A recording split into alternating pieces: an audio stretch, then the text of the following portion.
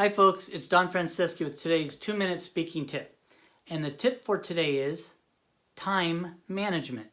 Now we've mentioned this in previous tips, but let's dive in a little more. There are 4 things that can help you exert better time management in your talks. Number 1, be sure you know exactly how much time you have.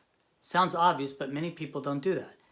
So check in with the meeting planner, your boss, or whoever you're working with to do your speech or presentation and know exactly how big your time slot is.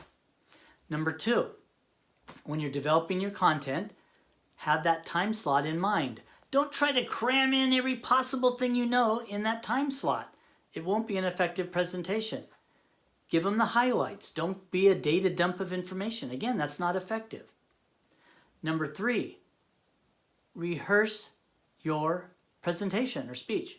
Now we mentioned rehearsal before, but it's so important when you're doing your rehearsal to time yourself. Now time those rehearsals that are all out, that are real. If you're using a PowerPoint, if you're using props, make it as real as possible, time it, and that way you'll know exactly how long your presentation is.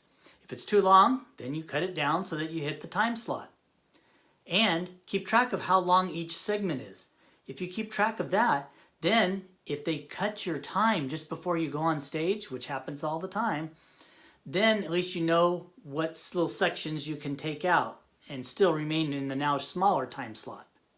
And number 4, have some mechanism to keep track of where you're at during the presentation. If there's no clock on the back wall, bring your own little clock that you can put in front of you. Time it yourself with a stopwatch, have someone else in the back row, flash your signs, whatever.